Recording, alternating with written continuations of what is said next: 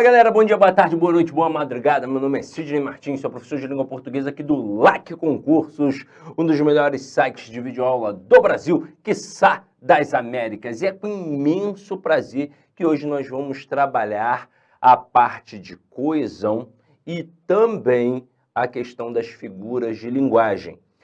Você vai lembrar que no primeiro momento de aula nós batemos um papo sobre a estrutura da língua.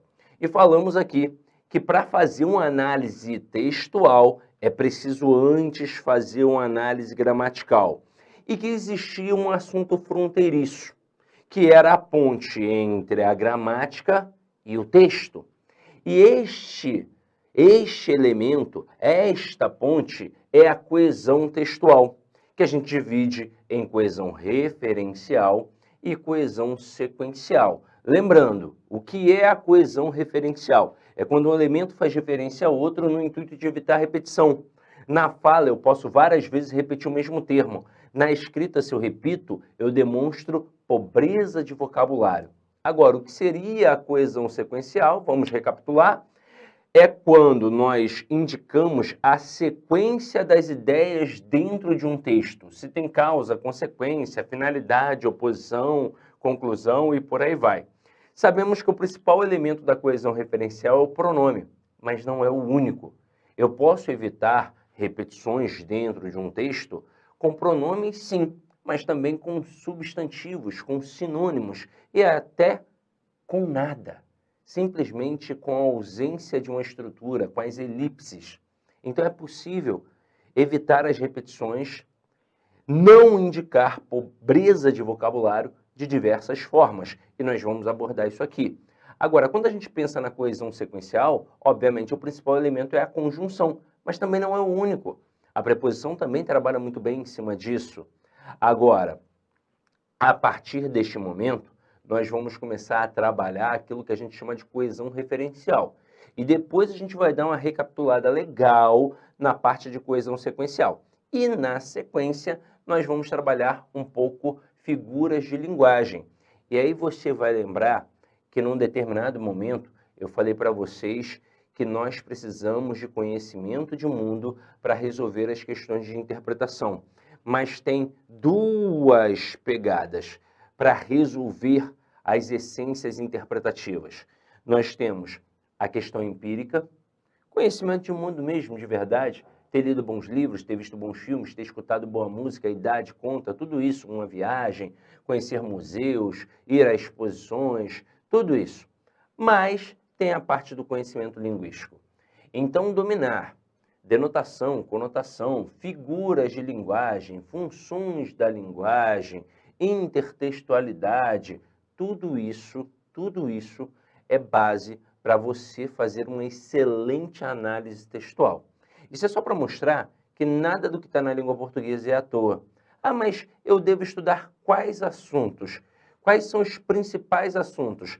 Estes principais assuntos que você vê, por exemplo, alguém colocando numa entrevista de jornal para concurso, tem que estudar crase, tem que estudar regência, tem que estudar coesão. Tem que estudar tudo isso, pronto, acabou. Só que esses assuntos estão interligados a outros e se eu nunca entender esta dinâmica de conexão dos elementos, eu nunca vou progredir na língua portuguesa. Então vamos lá, vamos começar aqui a nossa brincadeira. Dá uma olhada aqui no nosso slide, vamos começar com a parte de coesão textual.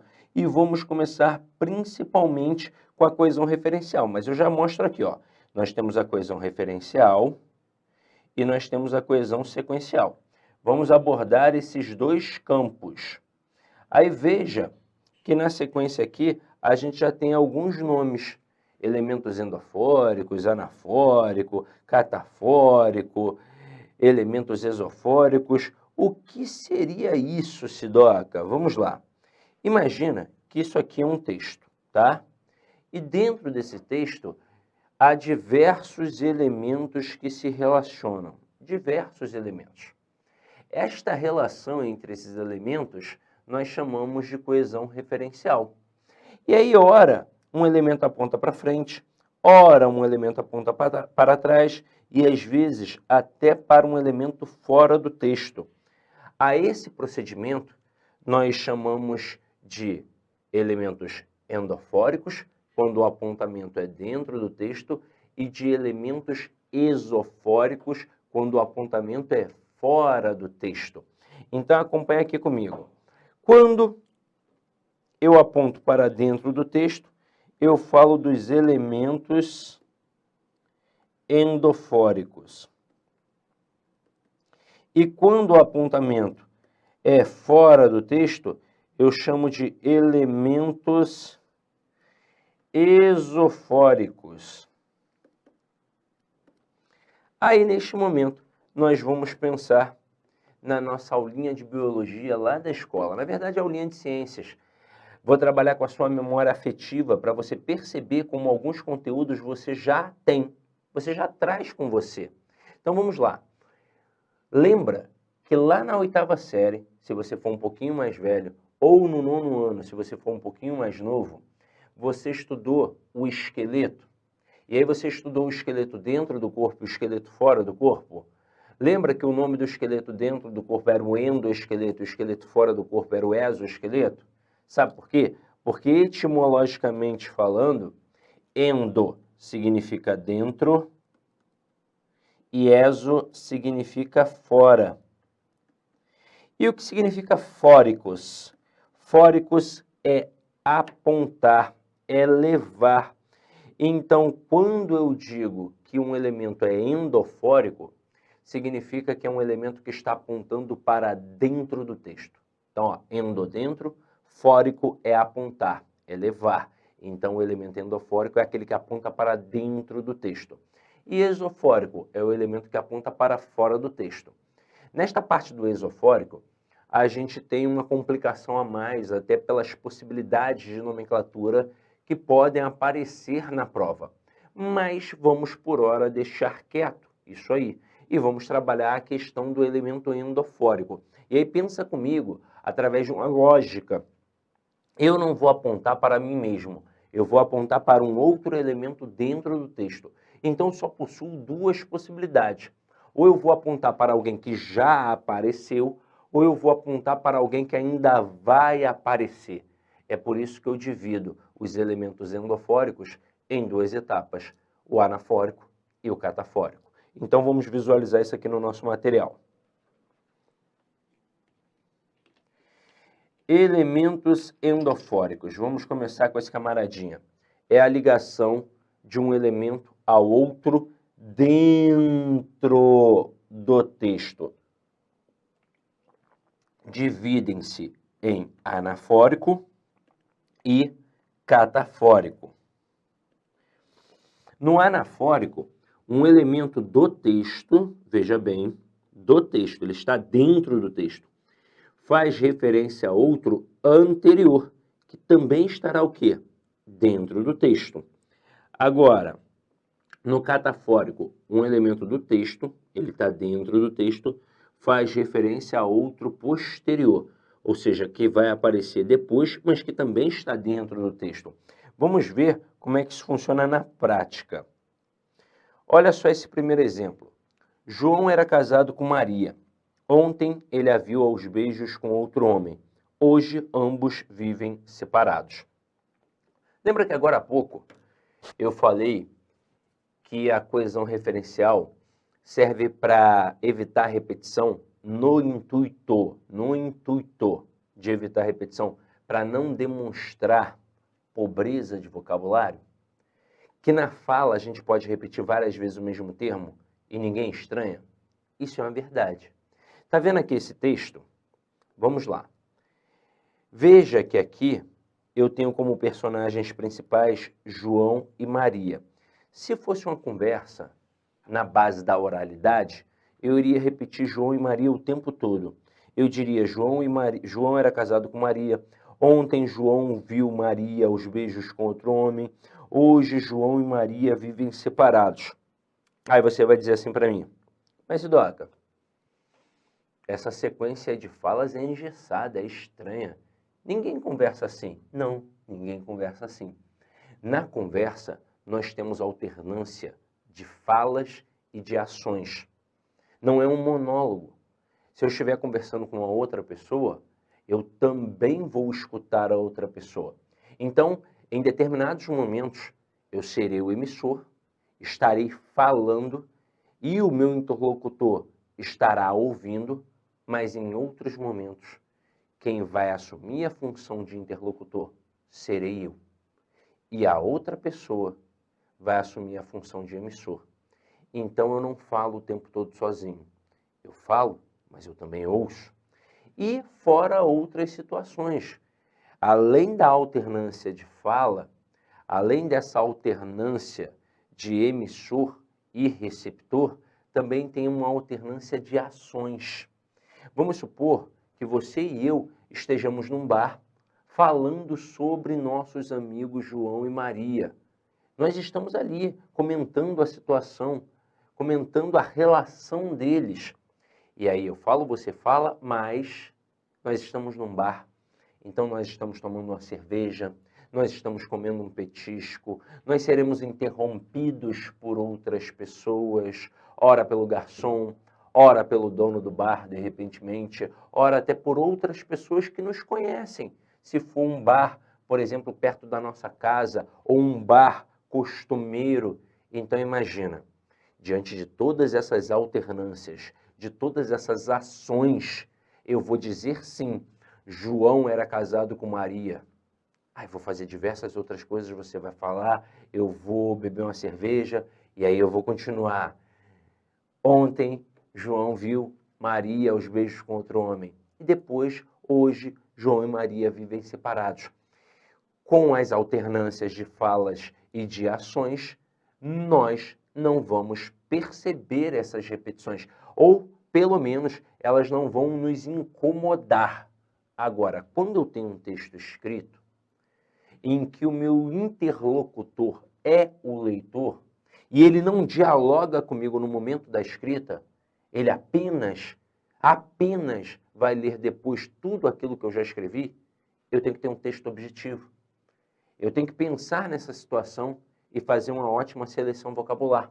E por isso eu não posso ficar toda hora repetindo o mesmo termo, porque eu vou demonstrar que eu não tenho vocabulário suficiente para produzir um texto coeso e coerente. E aí é nesse momento que entram os pronomes. O pronome é o principal elemento da coesão referencial. Mas eu já disse, há outros, e daqui a pouco a gente vai ver. Então perceba que aqui eu tenho elementos que evitam a repetição de João e Maria. João é nosso primeiro personagem, Maria é a nossa segunda personagem. Veja que o ele, que aqui aparece, ele evita a repetição do vocábulo João. E veja que João apareceu antes no texto. Portanto, isto é uma referência anafórica. Eu te pergunto, para você conseguir captar junto comigo. Existe algum elemento aqui que faça referência a Maria? Tem. O A. Então, ele faz referência a João e o A faz referência a Maria. Detalhe, Maria também apareceu antes no texto. Portanto, isso também é uma referência anafórica. Agora, eu te pergunto, dentro deste texto, há algum outro elemento que também faça referenciação, que aponte ou para João ou para Maria? Tem. Ambos. Só que agora ambos faz referência aos dois, tanto a João quanto a Maria, e que apareceram o quê? Antes do texto. Isso é referência anafórica. Sejamos sinceros, isso é fácil ou é difícil? Isso é muito fácil, muito tranquilo. É só conhecer. Quando o cara fala referência anafórica, eu sei que é assustador no primeiro momento. Imagina, você nunca viu essa nomenclatura. E aí o cara coloca a referência anafórica. Mas você trabalhou isso a vida inteira na escola. Só que na escola, geralmente, a professora fazia assim, ó. A professora destacava um elemento, vou até mudar aqui a cor da canetinha, e pedia o referente do termo destacado. Opa, como assim, Sidoca? Ela não trabalhava essa nomenclatura mais rebuscada. Ela facilitava a nossa vida. E isso também pode acontecer na prova do concurso público. Há duas formas de o avaliador trabalhar esse tipo de assunto aqui com a gente. ou ele não usa esta nomenclatura mais exacerbada, né, mais rebuscada, ou ele usa. E aí, quando ele não usa, ele facilita a vida de todo mundo. Não só a sua vida que estuda para concurso, mas a vida até do camarada que está caindo neste concurso aqui de paraquedas. Por quê? Porque na escola nós fizemos questões assim várias vezes. Então, quando a banca decide não cobrar a nomenclatura, simplesmente faz isso. Destaca um elemento como aqui eu destaquei o A e pergunta qual é o referente do termo destacado. Se o cara tiver calma e atenção, ele vai conseguir perceber que é Maria. Agora, dentro desta pegada ainda de não usar a nomenclatura, ele pode, claro, tornar a questão um pouco mais difícil. Mas não porque ela de fato vai ficar difícil na questão técnica, teórica, é porque ela vai ficar trabalhosa. Então ele pode fazer duas coisinhas para tentar dificultar um pouco mais. Distanciar, né? Primeiro, distanciar os referentes. Então ele coloca um termo na linha 3 e um outro termo na linha 10. E aí se o cara não tem muita atenção, se ele está disperso ali, se ele está tenso, ansioso, nervoso, talvez ele não consiga perceber. Mas veja, está dentro do texto. Se está dentro do texto, eu tenho que achar. Agora, uma segunda possibilidade, não usando a nomenclatura, só que tentando trazer uma dificuldade maior. Ele pode fazer assim, ó, dentre as opções abaixo, assinale aquela que não encontra correspondente adequado entre parênteses do termo destacado. E aí ele vai te dar trabalho, porque, por exemplo, se for uma questão com 5 alternativas, ele vai fazer você voltar 5 vezes ao texto. Aí ele vai pegar, por exemplo, uma frase desta forma aqui, ó. Ontem ele a viu aos beijos com outro homem. Vai destacar o mesmo A, só que entre parênteses vai colocar, por exemplo, Joana. Aí se liga. Olá, meus amigos, minhas amigas. Inicialmente eu peço desculpas pois interrompi os seus estudos, mas essa playlist especial que a LAC Concursos fez especificamente para o concurso da Banrisul 2022. Nessa playlist nós vamos colocar 200 videoaulas do nosso curso. Só que o nosso curso tem mais de 200 aulas, isso garanto para você. Gente, essas aulas são demonstrativas, é para você ter conhecimento da qualidade e a seriedade que nós trabalhamos aqui a questão de concurso público. Você quer assistir o restante dessa videoaula? Você quer fazer o nosso curso completaço? Cara, ponta a ponta do edital, papo reto para vocês, um investimento apenas 10 parcelinhas de R$200, é isso mesmo, 10 parcelinhas de R$200, você vai assistir na nossa plataforma, você vai ter direito, olha só, ao personal coach. O que é o personal coach? É o estudo em regime de metas. Ali nós iremos organizar toda a sua vida no site, a gente vai fazer um painel de controle tipo amarelo, vermelho, verde porque você cumpriu a meta, vermelho porque você está devendo e amarelo porque cumpriu parcialmente a meta, que são atributos importantes na caminhada aí de quem quer ser aprovado, beleza, galera? Então, vem, não fique bravo comigo aí, porque eu interrompi essa aula sua, mas é uma aula demonstrativa do site lá Concursos, tá certo? Clique aqui embaixo, fale com nossos atendentes ou faça diretamente a sua matrícula, você não vai se arrepender. Forte abraço, fique com Deus, tchau, tchau.